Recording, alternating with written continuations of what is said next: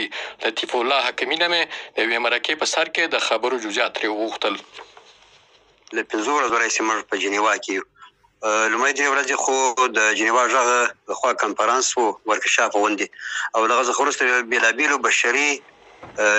سازمانونو سره ملاقاتونه وشو، لکه ICRC او ګلوبل فنډ، همداراز د برطانیې دولت له استازو سره او د سویس دولت له استازو سره، او همداراز ځینې نور نړیوال بشري سازمانونه. البته ټول مسایل بشري مسایل دي، د بشري مرستو ته لاسرسی د هغوی زیاتولو کې د لپاره کوشش کول او راجذبول افغانانو ته په صحیح ډول باندې رسول او دغه د شفافیت موضوع. نو هغوی تاسو سره په دې برخه کې څه ژمنې وکړلې؟ هغوی موږ سره د هر کار ژمنې او تېرې ژمنې چې هغه بیا راتازه کړې، او همداراز د نویو بشري مرستو دپاره هغوی ټټر وډباوه. نو امید شته چې له دې ځای څخه به د ښه پرمختګ لیدونکي ووسو. مشخصا داسې کومې ژمنې وشولې چې تاسو هیلهمن کوي؟ بلې په ټوله کې نړیوال بشري سازمانونو دې ته ژمن دي چې افغانستان کې مرستې وکړي، او بلکې تر پخوا هم دي چې جریان و هغه د جریان ورکړي او نور یې پسې زیاتې کړي، او په هغه برخه کې ښه پرمختګونه موږ لرو. او باید ووایم چې خصوصا په صحي برخه کې همداراز د کوویډ-19 په مخنیوي کې او همداراز د شفاخانو په معیاري کولو کې به هغوی ډېر څه وکړي. نړیوال چې له تاسو سره طبعا د مرستو ژمنې کوي یا مرستې کوي، په بدل کې تاسو نه هم غوښتنې لري، د هغوی غوښتنې څه وي؟ نه خیر، داسې مشخصې داسې غوښتنې نه چې هغه موږ باندې بوج شي. هغوی فقط دا وایي چې بشري نورمونه په پای کې پام کې ونیول شي، نړیوال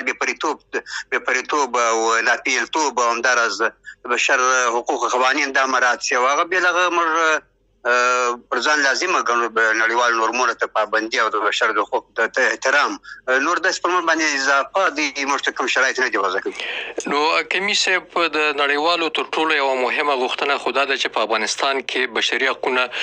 خوندي شي،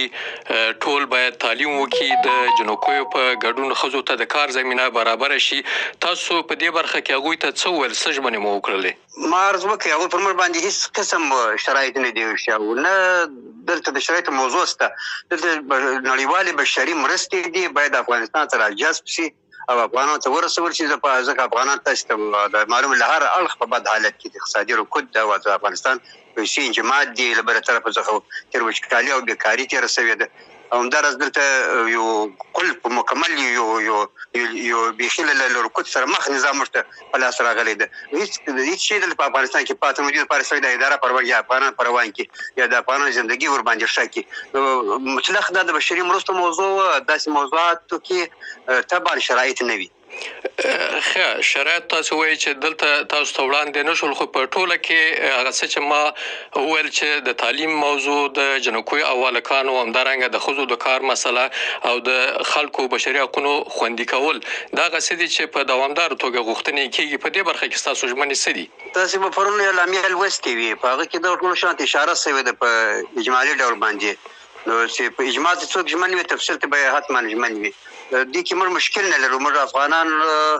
خوشحاله ساتلی سو او دا حقوق چې کوم حقوق ضرور وي هغه ورته رسولی سو،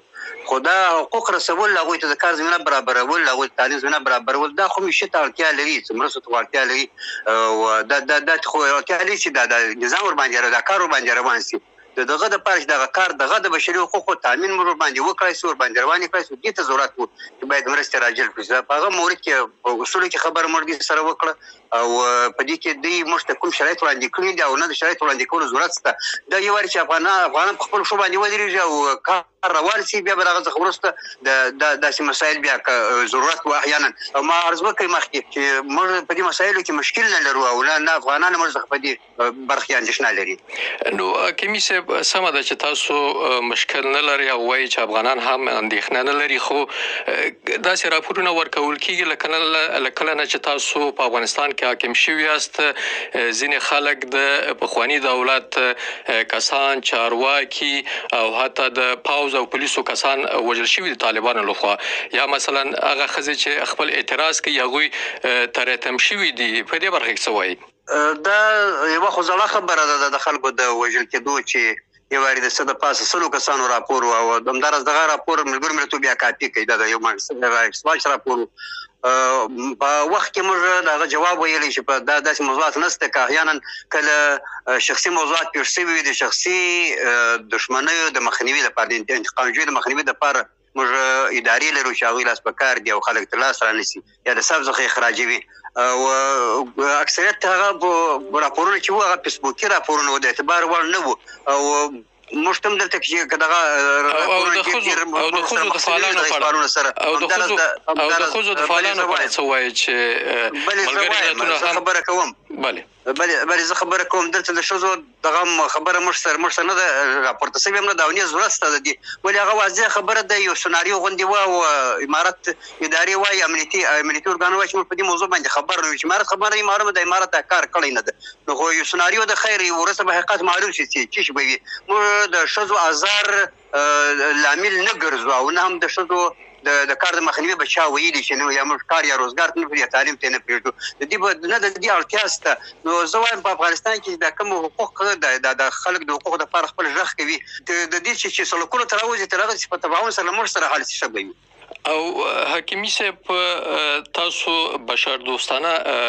قرارداد په نوم یو څه هم لاسلیک کړی په دې اړه که لږ جزئیات راکړئ چې دا قرارداد جزئیات یې څه دي بلې پرون موږ مطبوعاتو سره یو قرارداد شریک کړي هغه د زموږ او د جنیوا کال تر منځ چې دا کوم کنفرانس دایر شوی و د هغه اصل و او د هغه دپاره پایله وه چې هغه فقط بشري موضوعات ته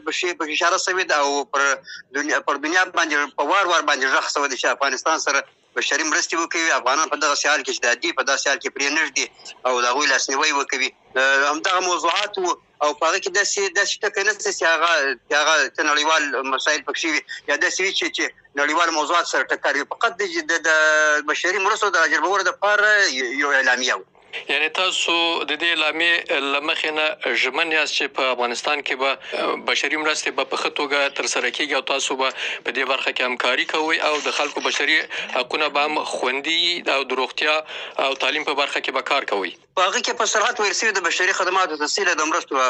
کارکوونکو تحفظ لپاره به کار کېږي صحي مراکز به ساتل کېږي پالل کېږي تمویلېږي به او پرمختګ ته به زمینه برابرېږي لکه ښځینه کارکوونکي چې په صحي چارو کې په پوره ونډه لري دغه ونډه به برقرار ساتل کېږي او همداراز به هغوی ته خنډونه نه وي او همداراز به نور د ټولنې چې کوم غړي دي د افغان ټولنې هر څوک چې دي بې له توپیره هغوی ته به خدمات رسول کېږي جنیوا خبرو کې د طالبانو د پلاوي یو غړی لطیف الله حکیمي و چې له همغه جنیوا راسره غږېده